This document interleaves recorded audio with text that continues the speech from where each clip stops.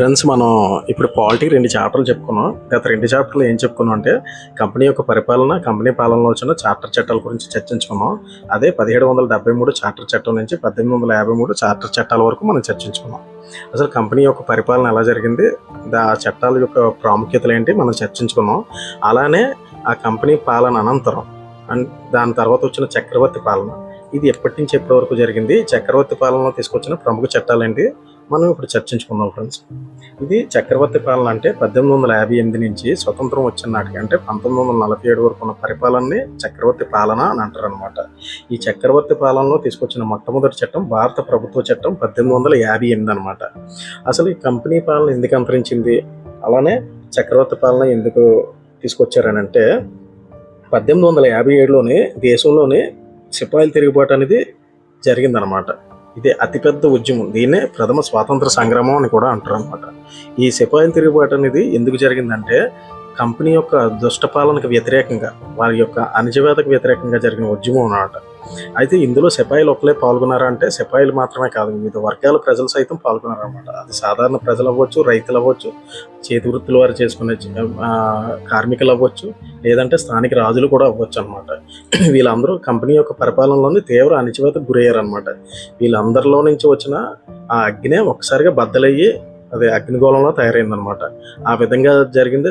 అయితే సిపాయిల తిరుగుబాటు అనంతరం కంపెనీ యొక్క పాలన రద్దు చేసి బ్రిటిష్ గవర్నమెంట్ కంప్లీట్గా పరిపాలన అనేది తన చేతిలో తీసుకుందనమాట. అంటే ఈ పరిపాలన అంటే ఇప్పుడు 1858 నుంచి 1947 వరకు అనమాట. అంటే స్వతంత్రం వచ్చే నాటి వరకు ఈ మధ్య ఉన్న పరిపాలనా కాలాన్ని ఏమంటారంటే చక్రవర్తి పాలన అంటారు అనమాట. ఈ చక్రవర్తి పాలనలో తీసుకొచ్చిన మొట్టమొదటి చట్టమే భారత ప్రభుత్వ చట్టం 1858 అనమాట. ఇది ఎలా వచ్చిందంటే మొదట స్వతంత్ర సంగ్రామంగా పేర్కొన్న సిపాయిల తిరుగుబాటుగా అనంతరం వచ్చిన చట్టం అనమాట. ఇది అంటే 1857 తిరుగుబాటు నేపథ్యంలోనే దాని తర్వాత వచ్చిన చట్టం ఇదే భారత ప్రభుత్వ చట్టం 1858 అనమాట. ఈ చట్టం యొక్క ప్రత్యేకతలు చూసుకుంటే ఈ చట్టాన్ని బ్రిటిష్ వారు ఏమని పేర్కొన్నారంటే మంచి ప్రభుత్వం కోసం చేసిన చట్టం అని పేర్కొన్నారనమాట. ఈ చట్టం తూర్పు ఇండియా కంపెనీ యొక్క పాలన రద్దు చేసి ఇక్కడున్న అధికారుల్ని, భూభాగాల్ని, రెవెన్యూల్ని బ్రిటిష్ చక్రవర్తికి బదిలీ చేసిందనమాట. ఈ చట్టం యొక్క ముఖ్య లక్షణాలు చూసుకుంటే ఈ చట్టం ప్రకారం ఇక మీదట భారతదేశం అనేది హెర్ మినిస్ట్రీ అంటే మహారాణి పేరు మీదుగా పరిపాలించబడుతుంది. అలాగే గవర్నర్ జనరల్ ఆఫ్ ఇండియా అనే హోదాను వైస్రాయ్ ఆఫ్ ఇండియాగా మార్చేశారనమాట. మనం ఇంతకుముందు చెప్పుకున్నాం కదా, మొదటి గవర్నర్ జనరల్ ఆఫ్ ఇండియాకి ముందు రూపం ఏంటి, గవర్నర్ జనరల్ ఆఫ్ బెంగాల్ అనమాట. ఇది ఎప్పుడు వచ్చింది, 1773లో వచ్చిందనమాట. దాని అనంతరం 1833లో వచ్చింది గవర్నర్ జనరల్ ఆఫ్ ఇండియా అనమాట. ఈ గవర్నర్ జనరల్ ఆఫ్ ఇండియాని ఇప్పుడు వైస్రాయ్ ఆఫ్ ఇండియాగా మార్చారనమాట. ఇతను ఏం చేస్తాడంటే బ్రిటిష్ చక్రవర్తికి ప్రతినిధిగా ఉంటాడనమాట మన భారతదేశంలో. ఈ విధంగా భారతదేశం యొక్క మొట్టమొదటి వైస్రాయ్ అని కూడా లార్డ్ క్యానింగ్ అనమాట. ఇక్కడ మళ్ళీ ఈ చట్టం యొక్క ఇంకొక స్పెషాలిటీ ఏంటంటే board of control, board of directors అనే వ్యవస్థల్ని, ద్వంద్వ ప్రభుత్వ వ్యవస్థని ముగించిందనమాట. అంటే ఈ చట్టంతోనే చమరగీతం పాటిందనమాట. ఈ ద్వంద్వ ప్రభుత్వం అనేది ఎప్పుడు వచ్చింది, 1784 ఫిట్స్ ఇండియా యాక్ట్ ద్వారా ప్రవేశపెట్టారనమాట. అంటే 2 వ్యవస్థల్ని, ఒకటి బోర్డ్ ఆఫ్ కంట్రోల్, తర్వాత బోర్డ్ ఆఫ్ డైరెక్టర్స్ అని 2 వ్యవస్థలు తీసుకొని వచ్చిందనమాట. అంటే భారత భూభాగంపై ఉన్న అధికారాలని 2గా డివైడ్ చేసిందనమాట. ఒకరికి బిజినెస్ వ్యవహారాలు అప్పచెప్పింది, ఇంకొకరికి అడ్మినిస్ట్రేషను, రెవెన్యూ అప్పచెప్పింది అనమాట. ఈ విధంగా వీటిపై నివేదికలు ఎప్పటికప్పుడు బ్రిటిష్ గవర్నమెంట్కి పంపేవారు అన్నమాట వీళ్ళు. ఈ వ్యవస్థ అంటే ఈ ద్వంద్వ ప్రభుత్వాన్ని అనేది ఇక్కడితోనే ఈ చట్టం ద్వారా 1858 భారత ప్రభుత్వ చట్టం ద్వారా క్లోజ్ చేశారనమాట. దీంతో ఇక్కడ ఒకరిని ఇంట్రడ్యూస్ చేశారు, ఆడే భారత రాజ్యాంగ కార్యదర్శి అనమాట. దీన్నే secretary of state for India అంటారు అనమాట. వీడికి సహాయం చేయడానికి అంటే పరిపాలనలో సహాయం చేయడానికి ఒక 15 మందిని ఏర్పాటు చేశారనమాట. అదే ఒక సలహా మండలి. అంటే మీరు ఈ వ్యవస్థని కంప్లీట్గా ఒకసారి మీరు అబ్జర్వ్ చేయండి, ఎలా ఉంటుందంటే బ్రిటిష్ క్రౌన్ అని కూడా ప్రస్తుతం భారత గవర్నమెంట్లో చూసుకుంటే రాష్ట్రపతితో సమానం అనమాట. అలానే వైస్రాయ్ అని కూడా రాష్ట్రాల్లో ఉన్న గవర్నర్తో సమానం అనమాట. ఈ సెక్రటరీ ఆఫ్ స్టేట్ అని కూడా సీఎం అనమాట. వీటికి సలహాను ఇవ్వడానికి ఉన్న సలహా మండలే ఇక్కడ మంత్రిమండలి అనమాట. అంటే ఈ విధంగా కంపేర్ చేసుకోండి, మీకు అర్థమవుతుంది యాజ్ ఇట్ ఈస్గా అలాగే ఉంటుంది అనమాట. అయితే ఈ సెక్రటరీ ఆఫ్ స్టేట్ అని కూడా బ్రిటిష్ గవర్నమెంట్లోనే ఒక క్యాబినెట్ మినిస్టర్ అనమాట. వాడిని బ్రిటిష్ ప్రభుత్వం తరఫున ఇక్కడ నియమించి వాడికి కంప్లీట్ నియంత్రణ ఇచ్చారనమాట. అంటే భారతదేశంపై నియంత్రించారు. వాడికి సహాయం చేయడానికి ఈ టీంని ఏర్పాటు చేసిందనమాట. ఇలా ఏర్పాటు చేసిన ఈ 1858 చట్టం చాలా వరకు పరిపాలనా యంత్రాంగాన్ని మెరుగుపరచడానికి ఉద్దేశించింది. అయితే ఇంగ్లాండ్ నుంచి భారత ప్రభుత్వం నియంత్రించబడింది అనమాట ఈ చట్టం ద్వారా. అంటే ఇంకా కంపెనీ యొక్క పాలనని దీన్ని చూసుకుంటే పెద్ద వేరియేషన్ ఏమీ లేదనమాట. అప్పుడు డైరెక్ట్గా నియంత్రించేవాడు. ఇప్పుడు ఏం చేసింది, బ్రిటిష్ గవర్నమెంట్ చేతిలో తీసుకొని ఇంగ్లాండ్ నుంచి నియంత్రించడం మొదలుపెట్టింది అనమాట. అది ఏ విధంగా, వైస్రాయాన్ని ఒకరిని పెట్టి, భారత రాజ్యాంగ కార్యదర్శి అని ఆడినొకరిని పెట్టి, వాడికి ఒక సలహా మండలిని ఇచ్చి, అక్కడి నుంచి వీడు అక్కడ పార్లమెంట్కి బాధ్యత వహిస్తూ, అంటే అక్కడి నుంచి కంట్రోల్ చేస్తూ ఉండేది అనమాట.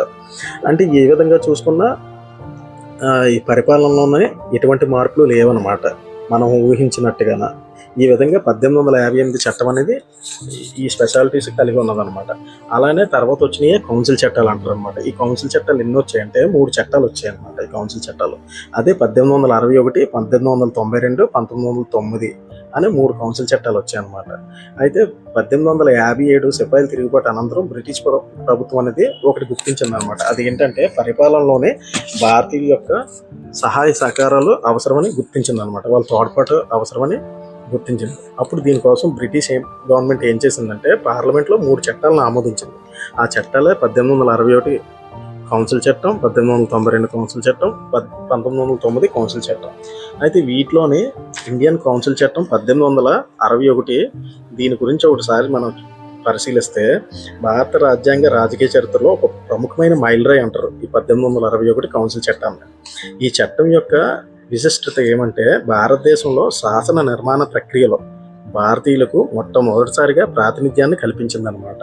అంటే చట్టాలు చేయడంలోనే ఫస్ట్ టైం భారతీయుల్ని ఇందులో ఇన్వాల్వ్ చేసిందనమాట. అది ఏ విధంగా అంటే గవర్నర్ జనరల్ ఉన్నాడు కదా, అదే వైస్రాయ్ ఆఫ్ ఇండియా, వాడు నామినేట్ చేయడం అనమాట. వాడు ఏం చేశాడంటే ఒక ముగ్గురిని నామినేట్ చేశాడు ఈ శాసన మండలిలో అనమాట, శాసనాలు చేసే ప్రక్రియలో. ఆ ముగ్గురు ఎవరని అంటే అప్పుడున్న గవర్నర్ లార్డ్ కానింగ్, ఒకరు ఎవరు బెనారస్ రాజు అనమాట, ఇంకొకరు పటియాలా మహారాజు, ఇంకొకరు సర్దెన్కర్ రావు. ఇలాగ ముగ్గురిని ఇందులో భాగస్వామ్యాలు చేశాడనమాట అప్పుడున్న లార్డ్ క్యానింగ్ అనమాట 1862లోనే. ఈ విధంగా దీని తర్వాత ఇంకోటి ఏం చేశారంటే బాంబే మద్రాస్ ప్రెసిడెన్షియల్కు ఇంతకుముందు శాసనాధికారాలని తీసివేశారు కదా, కేంద్రీకృత పాలన చేశారు కదా, అది ఇక్కడతో కట్ చేసి వీళ్ళకి మళ్ళీ శాసనాలు చేసే అధికారాన్ని కట్టబెట్టారనమాట ఈ చట్టం ద్వారా, ఈ కౌన్సిల్ చట్టం ద్వారా. అంటే ఇప్పుడు స్టేట్స్ ఉన్నాయి కదా ప్రెసిడెన్సీస్, వాళ్ళు చట్టాలు చేసుకోవచ్చు అనమాట. ఆ అధికారాన్ని అనేది ఈ 1861 చట్టం కల్పించిందనమాట. అంటే ఈ చట్టం ఇప్పటికీ 2 అధికారాలను కల్పించింది. అది ఏంటంటే భారతీయుల యొక్క భాగస్వామ్యం చట్టాలు చేసే దాంట్లో శాసనసభలో, అలానే రాష్ట్రాలు ఉన్నాయి కదా ప్రెసిడెన్సీ, వాటికి శాసనాలు చేసే అధికారాన్ని కట్టబెట్టింది అనమాట ఈ 1861 చట్టం అనమాట. ఇది వికేంద్రీకరణకు పునాది పడింది అనమాట ఈ చట్టం ద్వారా. వికేంద్రీకరణ అంటే అధికారం అనేది ఒక చోట కేంద్రీకృతం అవ్వకుండా డైవర్సిఫైడ్ అవ్వడం అనమాట. అంటే ఇప్పుడు రాష్ట్రాలకు కూడా వాటి స్వంతంగా చట్టాలు చేసుకోవడానికి అధికారాన్ని ఇవ్వడం అనమాట. అంటే పరిపాలన అనేది వాటి స్వంతంగా చేసుకోవడానికి ఏర్పాటు చేసిందనమాట ఈ చట్టం అనేది. ఇలాగా ఈ చట్టం ఎప్పుడైతే ఈ విధంగా చేసిందో ఇది 1937 నాటికి పూర్తి స్థాయిలో అంతర్గత స్వయం ప్రతిపత్తికి దారితీసింది ఈ విధానం అనేది. ఈ అధికార రాష్ట్రాల్లోనే లెజిస్లేటివ్ కౌన్సిల్ని ఏర్పాటు చేసింది కదా ఈ 1861 చట్టం అనేది. అది Bengal, north west frontier, Punjab అని చెప్పుకున్నాం కదా. దీని అనంతరం ఏం జరిగిందంటే ఈ కౌన్సిల్లో కార్యక్రమాలని సజావుగా నిర్వహించడానికి అవసరమైన సూత్రాలను, నియమాలను చేసే అధికారాన్ని మాత్రం వైస్రాయ్కి ఇవ్వడం జరిగిందనమాట. అలానే 1859 లార్డ్ క్యానింగ్ ప్రవేశపెట్టిన పోర్ట్ఫోలియో విధానాన్ని ఇది గుర్తించిందనమాట. ఇది పోర్ట్ఫోలియో అంటే ఒక ఎగ్జాంపుల్ మంత్రులు ఉన్నారనుకోండి, వాళ్ళకి శాఖలు కేటాయించే పద్ధతిని పోర్ట్ఫోలియో అంటారు అనమాట. ఎగ్జాంపుల్ మినిస్టర్స్ ఉన్నారంటే ఒక మినిస్టర్ రెవెన్యూని చూస్తాడు, ఒక మినిస్టర్ ఎండోమెంట్ చూడొచ్చు, ఇంకో మినిస్టర్ ఎక్సైజ్ చూడొచ్చు. అలాగే ఒక మినిస్టర్ దగ్గర 2 కంటే ఎక్కువ శాఖలు కూడా ఉండొచ్చు అనమాట. దీన్నే పోర్ట్ఫోలియో అంటారు అనమాట. ఈ పోర్ట్ఫోలియో విధానాన్ని తీసుకొచ్చింది లార్డ్ క్యానింగ్ అనమాట. ఇది ఎప్పుడు గుర్తించారంటే 1859లో అనమాట ప్రవేశపెట్టారు ఈ పోర్ట్ఫోలియో విధానాన్ని. అది ఆ 1859లో ప్రవేశపెట్టిన పోర్ట్ఫోలియో విధానాన్ని ఈ చట్టం ద్వారా గుర్తించారనమాట. ఈ పద్ధతి ప్రకారం వైస్రాయ్ కౌన్సిల్లోని సభ్యుడు ప్రభుత్వంలో ఒకటి లేదా ఎక్కువ శాఖలకు ఇన్ఛార్జిగా ఉంటూ తన శాఖపరమైన విషయాల్లో కౌన్సిల్ తరపున ఆదేశాలు జారీ చేయొచ్చు అనమాట. అలాగే అత్యవసర పరిస్థితుల్లోని లెజిస్లేటివ్ కౌన్సిల్ అనుమతి లేకుండానే వైస్రాయ్కి ఆర్డినెన్సులు జారీ చేసే అధికారాన్ని ఈ చట్టం ఇచ్చిందనమాట. ఈ ఆర్డినెన్సుల యొక్క కాలపరిమితి అనేది 6 నెలలు అనమాట. మీరు అబ్జర్వ్ చేశారు ఫ్రెండ్స్, ఇందులోనే అంటే వైస్రాయ్ అనేవాడు ఆల్మోస్ట్ ఇంకా గవర్నర్ అనమాట స్టేట్లోనే. అంటే ఈ ఆర్డినెన్స్లు జారీ చేసే అధికారాన్ని కానీ శాసనసభలో అంటే శాసనసభలోనే అవసరమైన సూత్రాలు నియమాలు చేసే అధికారాన్ని కానీ యాజ్ ఇట్ ఈజ్ ఇక్కడ మనకైతే ఎలాగో ఇప్పుడు గవర్నర్ ఎలాగో అలానే వైస్రాయ్ చేసేవాడు అనమాట. దీనికి మనం చూసుకుంటే ఈ ఆర్డినెన్స్ అనేది దీని గురించి మనం క్లుప్తంగా తెలుసుకుంటే, ఎప్పుడైనా ఒక ఎమర్జెన్సీగా ఒక యాక్ట్ని తీసుకురావాలనుకుంటారు అనమాట. ఒక చట్టం చేసి అది అమల్లో తీసుకురావాలంటే మనం ఏం చేస్తాం, శాసనసభ కానీ పార్లమెంట్ కానీ సమావేశంలో ఉన్నప్పుడే చట్టాలు చేసి దాన్ని అదే ఇంప్లిమెంట్ చేస్తాం అనమాట. ఇప్పుడు అవి సమావేశంలో నిరంతరం 365 రోజులు ఉండవన్నమాట.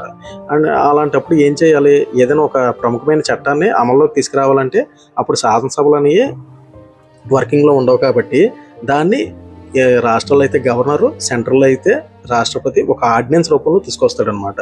ఈ ఆర్డినెన్స్ యొక్క కాలపరిమితి అనేది 6 నెలలు ఉంటుంది అనమాట. 6 నెలల తర్వాత తను ఆమోదించకపోతే వీగిపోద్ది అనమాట. అందుకు ఎప్పుడైతే శాసనసభ మళ్ళీ సమావేశం అవుతుందో ఆ శాసనసభ సమావేశంలోని దీన్ని 6 నెలల లోపే చట్ట రూపంలో తీసుకురావాలన్నమాట ఈ ఆర్డినెన్స్ అనేది. అప్పటి వరకు స్టిల్ ఈ 6 నెలలు ఇది రన్నింగ్లోనే ఉంటుంది అనమాట. ఇది ఫ్రెండ్స్ ఆర్డినెన్స్ అంటే. ఈ విధంగా 1858 చట్టం 1861 చట్టంలోనే ఉన్న ప్రత్యేకతల గురించి మనం చర్చించుకున్నాం. తర్వాత పాటలోనే మనం మిగతా 2 కౌన్సిల్ చట్టాల గురించి చర్చించుకుందాం ఫ్రెండ్స్.